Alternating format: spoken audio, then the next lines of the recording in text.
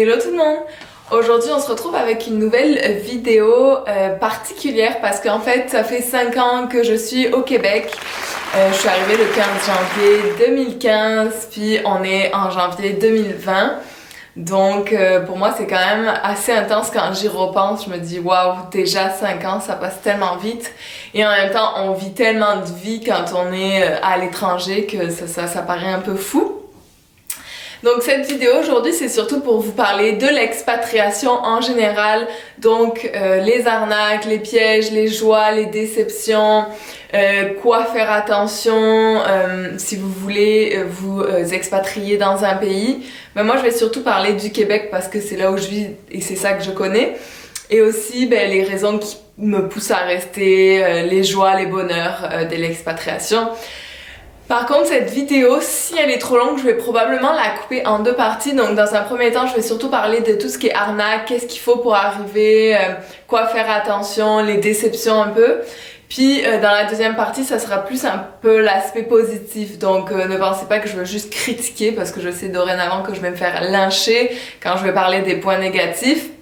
Mais en même temps, on est aussi ici pour dire les vraies choses et pas juste être superficiel et parler juste des bonnes choses. Donc si vous avez juste la première partie en ligne, ne vous inquiétez pas, la deuxième partie sera là d'ici une semaine.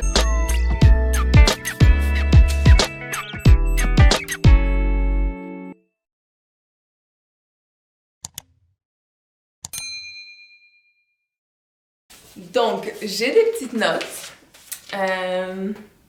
Comme d'hab, j'ai des petites notes parce que ma mémoire c'est nul, puis j'avais vraiment envie de prendre le temps d'écrire tous les petits détails et de bien expliquer le fond de ma pensée pour pas que ça soit mal interprété, en tout cas, et pour vous éclairer le plus facilement possible. Donc, quand on arrive au Canada, quand vous avez un projet de vous expatrier, le premier point et le plus important selon moi et celui qui m'a déçu le plus parce que je m'y attendais mais en même temps pas tant que ça, c'est l'argent. Honnêtement, si vous avez pour projet de venir au Canada et vous n'avez pas un sou en poche, oubliez ça. Il va falloir que vous ayez dépendamment de par quel programme vous passez pour immigrer, je sais que le PVT, c'est 2500 €, je pense, sur un compte. À moins que ça ait changé depuis le temps, de disponible. Puis, je sais que dépendamment d'autres affaires, comme si vous voulez venir pour ouvrir un business ici, parce que je m'étais renseignée, c'était 250 000 $, plus vous vous engagez à embaucher des Québécois dans les 2-3 ans à venir. En tout cas, c'est vraiment, vraiment compliqué. Puis moi-même, ça fait 5 ans que je suis ici, puis je ne suis toujours pas résidente permanente, donc j'enchaîne les visas, puis ça me coûte de l'argent à chaque fois, et honnêtement, c'est un gouffre. Puis ça, c'est quelque chose auquel je savais quand je suis arrivée, parce que je suis arrivée en PVT, donc je savais qu'il fallait avoir des fonds de disponibles, et j'avais économisé avant de partir, mais honnêtement, je m'attendais pas à ce que ça soit si long pour avoir ma résidence permanente, que ça soit si compliqué et que ça demande autant d'argent. Parce que là, je suis en processus pour la résidence permanente, puis ça m'a déjà coûté 1500 $, puis je suis juste au début du processus. Donc honnêtement, ça c'est vraiment, j'ai été surprise, puis j'ai trouvé ça un peu décevant parce que on est toujours en train de payer pour pouvoir rester ici en fait. Donc sachez-le, si vous voulez immigrer au Canada, il faut vraiment que vous ayez des économies. Moi, ce que je conseille, ça dépend c'est quoi votre projet, mais si vraiment vous voulez vous établir ici pour y rester, il faudrait vraiment que vous ayez 1 an de salaire, même plus, là je dirais au moins 1 an et demi de salaire, d'économie pour pouvoir assurer tous ces arrières parce que ça dépend s'il arrive quelque chose. Honnêtement, prévoyez un gros budget.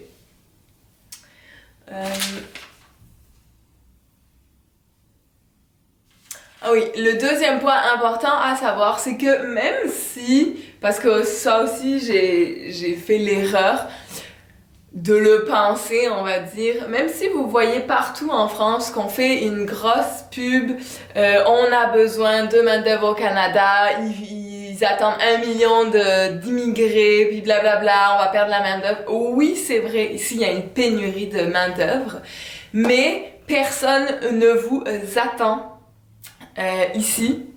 Donc, prenez pas pour acquis que quand vous arrivez, tout va être coulé dans vos mains. Vraiment, il faut, en plus d'avoir de l'argent, il faut que vous ayez une certaine capacité à être indépendant et à faire tout seul, en toute autonomie. Parce qu'en fait, ici, tout le monde s'en fout. Ils en reçoivent des milliers d'expats. Il y en a plein qui arrivent, il y en a plein qui repartent.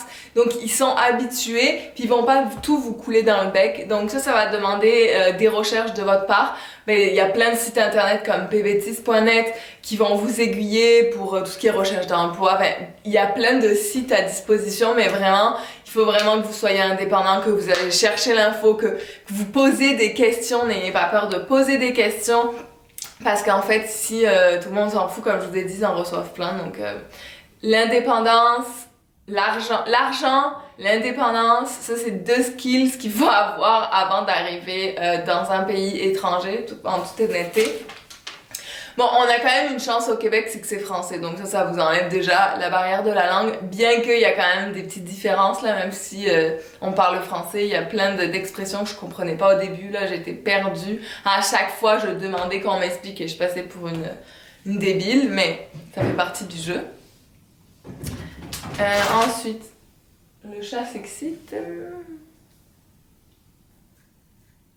Donc, le fait d'être indépendant aussi, ne faites confiance à personne parce qu'il y a beaucoup de gens qui profitent de votre manque de connaissances par rapport au pays. Donc, ça peut être que ce soit dans des relations personnelles, que employé, employeur. Il y a beaucoup de gens qui vont profiter de votre manque de connaissances et donc que vous ayez la confiance facile. Vous allez un peu...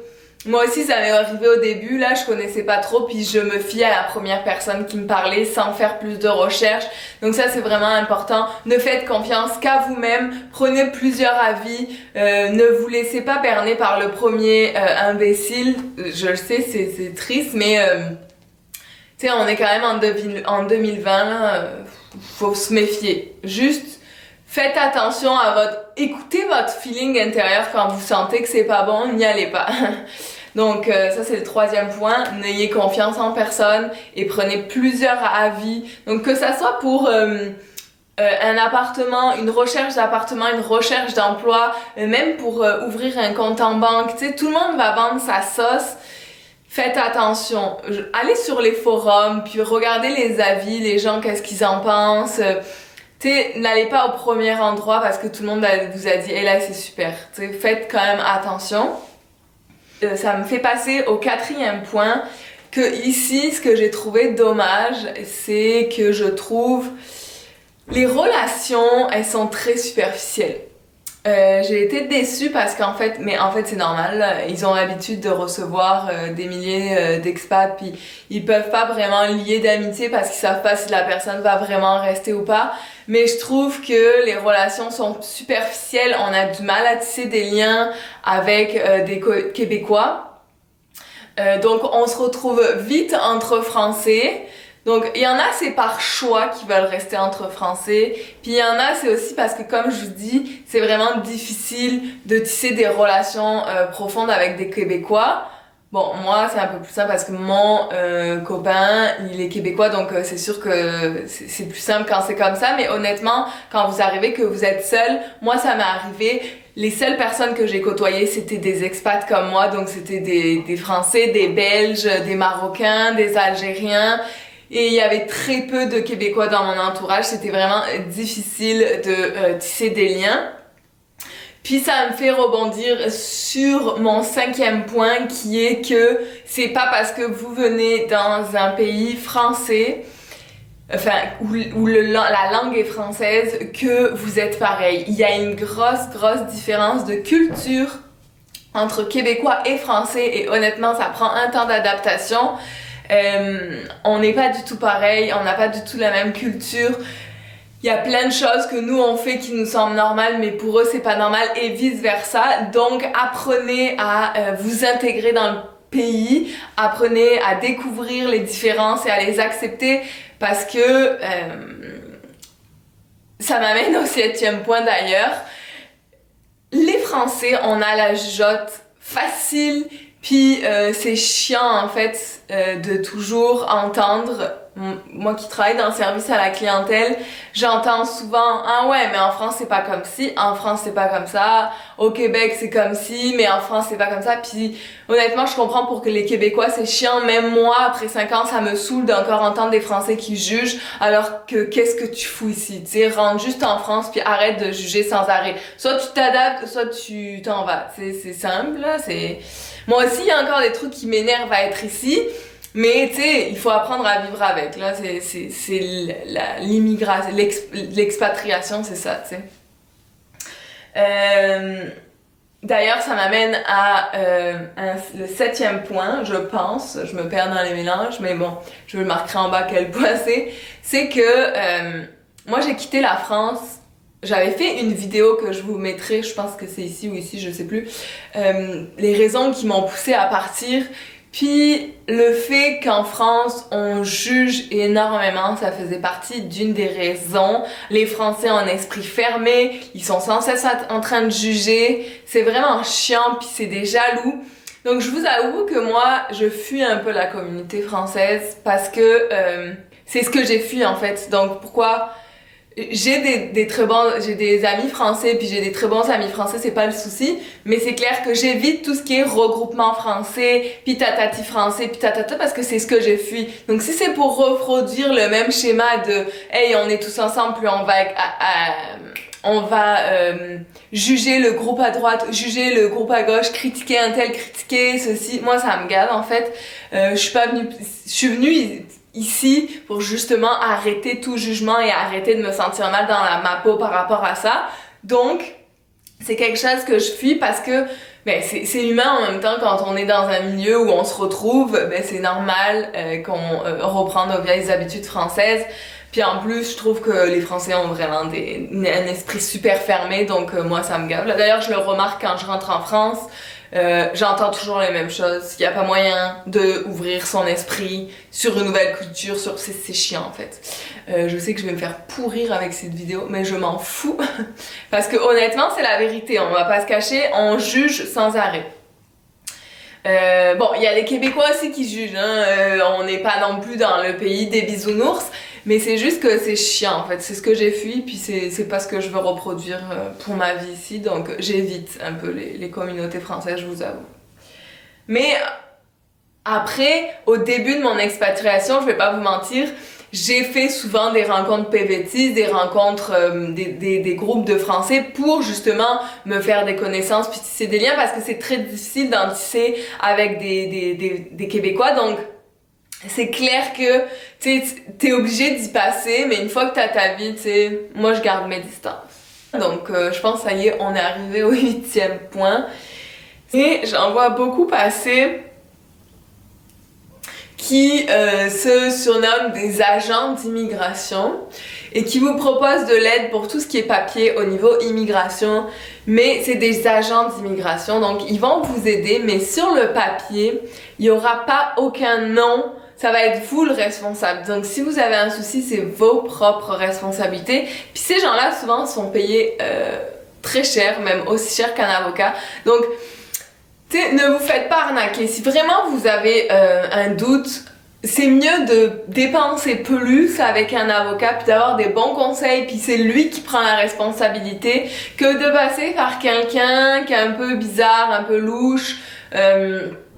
Tu sais, il y en a plein là, bien souvent c'est des gens qui sont en études qui n'ont pas leur diplôme, donc c'est quand même assez safe, mais le problème c'est que si vraiment il y a un souci, c'est vous le responsable, donc après vous en prenez qu'à vous-même quoi, puis c'est de l'argent perdu, alors qu'un avocat au moins, pour moi c'est de l'argent bien investi. J'ai pas de partenariat avec aucun avocat ici, mais pour vous dire c'est quand même plus safe dans vos démarches, au moins l'argent il est bien investi. Moi pour être honnête, je suis passée par un avocat pour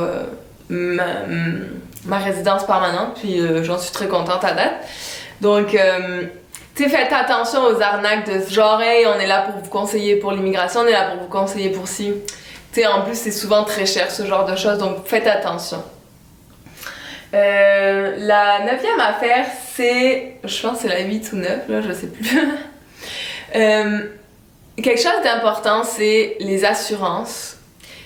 Je sais que nous, en tant que Français, les assurances, on n'est pas trop pour, là. Tu sais, on fait attention, on se méfie. Tu sais, ouais, mais ça va nous coûter cher, pis tata. Mais ici, pour être honnête, les assurances, c'est primordial parce que on est dans un pays où les gens ont le procès facile. Donc, au plus vous allez vous couvrir, au plus vous allez garantir vos chances de vous en sortir parce qu'en plus c'est des fortunes. Par exemple, dans les débuts que j'arrivais ici, j'étais en coloc puis j'ai jamais entendu parler d'une assurance location, une assurance appartement. Puis moi on m'avait dit ouais mais t'inquiète, c'est le proprio qui a l'assurance, blablabla blablabla. Mais en fait quand je me suis renseignée, tu sais dans les années qui ont suivi, il y a personne qui a d'assurance parce que ça leur coûte cher puis ils estiment que c'est au locataire de le prendre. Donc quand j'ai su ça, après j'en ai pris une. Puis parce qu'honnêtement, s'il y a un dégât des eaux qui part de chez vous ou s'il y a un feu qui part de chez vous, mais c'est des millions et des millions. Puis j'ai vraiment entendu des histoires sur des Français qui ont fui le Québec parce qu'ils devaient des sommes astronomiques parce qu'ils s'étaient pas couverts avec des assurances. Donc, je sais qu'en France, par exemple, pour le logement, c'est obligatoire, mais ici, c'est pas obligatoire. Donc, si t'as pas envie de prendre une assurance, tu la prends pas. Donc, moi, c'est sûr que j'en ai une. Donc, n'ayez pas peur de payer, surtout quand on trouve quand même des assurances assez raisonnables. Pour les assurances logement, il y a aussi assurance santé. Ça, c'est primordial. Je vous avais fait une autre vidéo sur la santé au Canada, surtout Québec, vs la France. C'est totalement différent. Ça coûte une fortune. Donc en PVT je sais que c'est obligatoire, puis moi j'avais pris Globe Partner puis c'est une des meilleures que je recommande. J'ai pas de partenariat non plus, mais le peu de fois où j'ai dû passer par cette assurance, j'ai été super bien conseillée, ils m'ont rappelé, ils se sont inquiétés, ils ont tout remboursé, j'avais rien à dire franchement. Donc ne lésignez pas sur l'argent des assurances parce qu'ici on n'est pas en France, c'est vraiment important.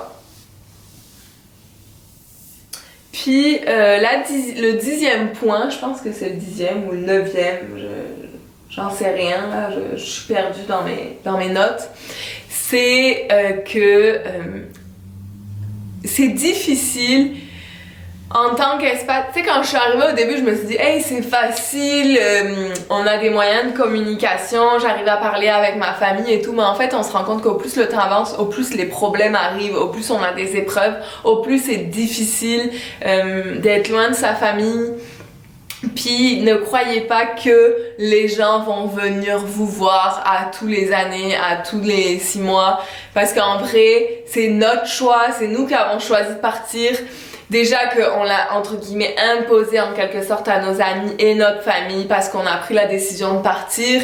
Donc ne vous étonnez pas d'être déçus des amis, de la famille. Tu sais, je comprends, tu sais, il y a des gens qui détestent prendre l'avion, puis il y a des gens qui détestent tu sais, voyager, puis qui aiment ça leur retourne, puis qui ont leur routine, puis qui ont des contraintes. Donc tu sais, ça c'est quelque chose à penser parce que moi quand je suis partie je me disais hey, ça va être trop cool, les gens ils vont être trop contents de venir me voir, en plus tu sais ils viennent dans un nouveau pays, c'est génial, tu sais, puis en plus avec internet, Skype, FaceTime, tu sais ça va paraître rien du tout, mais en fait c'est vraiment difficile, c'est faux les gens qui vous disent oh non tout va bien, puis en plus les rares moments que vous allez avoir de vacances, parce que ici c'est seulement 2 semaines de vacances, ben vous allez pas vous en servir pour voyager, mais vous allez vous en servir pour aller voir votre famille. Donc tu sais c'est un choix, mais prenez-le en considération parce que moi c'est quelque chose que pour être honnête j'avais pas du tout pris en considération.